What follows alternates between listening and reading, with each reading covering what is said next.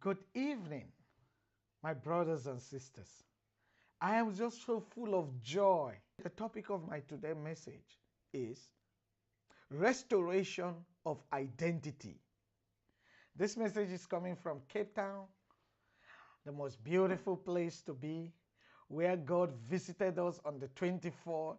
We could feel his presence, and up till now, we're so excited with what he has done when the whole of Cape Town coming together and some visitors from all over the world coming to join us on the 24th in Mitchell's Plain. Angus Backen, God bless your heart. And we were filled with the power of God. We've seen God in action in our nation, in our province. Our leaders were there. Oh, the devil wasn't happy. Definitely he shouldn't be. I'm telling you, God was so great among us. So what really happened on that day? One of the most important things that happened is what I want to share with you. And I believe God is going to explain it more as I try my best to tell you what happened on that day. Let's open our Bibles to Romans chapter 8.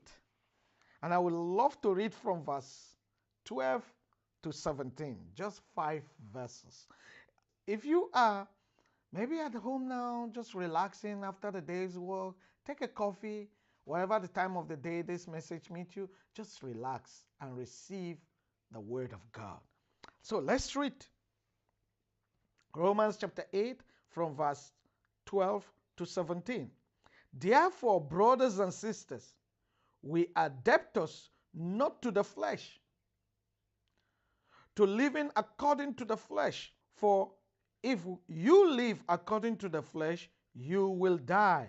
But if by the Spirit you put to death the deeds of the body, you will live.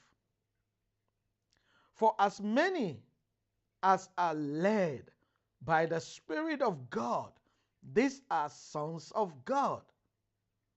For you did not receive the spirit of bondage again to fear, but you received the spirit of adoption, by whom we cry out, Abba, Father. The Spirit himself bear witness with our spirit that we are children of God. 17. And if children, then heirs, heirs of God, and joined heirs with Christ. That means we and Christ are one. The same love God loved Jesus Christ is the same love he loves you and me. If indeed we suffered with him, we may also be glorified together. Let us pray. Father, we thank you for your word that is spirit, that is powerful. We pray, Lord Father, that your word will not fall to the ground, but it will accomplish exactly what you designed it at this minute, at this hour to do in our lives. And I pray for everyone listening right now that their lives will never be the same because of this word. Satan, we bind you. Take your dirty, filthy hands off our life right now in Jesus' name. Amen. What happened among us on the 24th March 2018 in Mitchell's Plain? What happened? Wow. Should you want to know?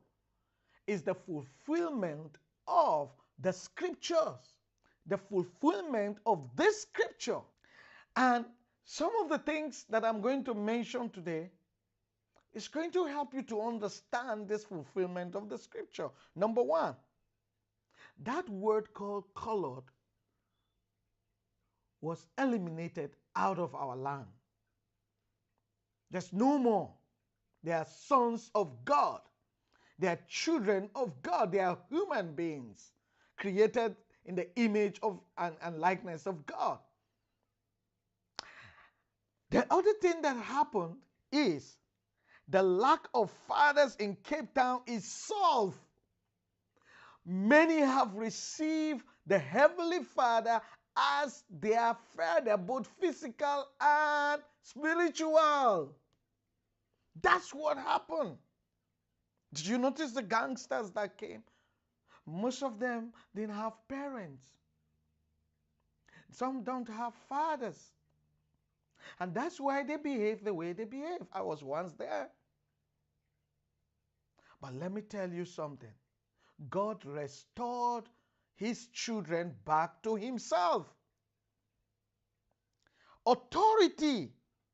Another thing that happened is authority from the Heavenly Father to his people in Cape Town was restored. So authority from the Heavenly Father to the people of Cape Town is restored. Now we have authority from God to be one, to do what he has called us to do. We bow our knees to his lordship. He is the King of Cape Town. Now he has released you and me to do the work of the ministry. Prosperity is released to the people of Cape Town. Lest you don't know. That's another thing that happened. The fourth thing that happened there is prosperity. Blessings have been released to us. We will be blessed to be a blessing to the nations of the world. Remember the prophecy that came out a long time ago. From Cape Town will be fire coming out. That means there will be training of leaders, missionaries from this area to the rest of Africa and to the world. Europe, get ready, we're coming. Everything that has held many captive, paganism and so on, we are coming to restore the kingdom of God. And then the last thing that happens there is the release of leaders to the nations of the world has been activated. Now leaders are going to be coming all over the world to be trained in Africa, in Cape Town, to the whole world. God gave me a vision, and I want to say this vision boldly. I'm not afraid. He said, son, I want you to build the biggest missionary and leaders training center in Africa, where I will train my children and send them to the world to preach the gospel. And I'm here as a missionary, youth with a mission, YWAM. Finished it in Worcester, and I didn't think I'm going to go back into that line. But he said, son, that's what I called you for. That's why I called you to be in South Africa, in Cape Town, because I want you to build the biggest missionary center for me. Biggest, yes, mega. On Sunday we receive that word, mega, mega, biggest. In Jesus' name. And I pray that those souls that came, those leaders, those gangsters that came on Saturday and surrendered, some of them surrendered their lives, surrendered their guns, surrendered everything to the Lord. I pray that men and women, leaders in Mitchell's Plain and in Cape Town as a whole, will raise up and train them to do the work of ministry. That's my heartbeat. If you know them, please reach out to them. And if you listen to this and you're one of them, I'm ready. I will take you on, brother. I will help you as the Lord is helping me. In Jesus' name. Thank you very much and have a wonderful day. This is an exciting time in Cape Town. Bless you. Bye.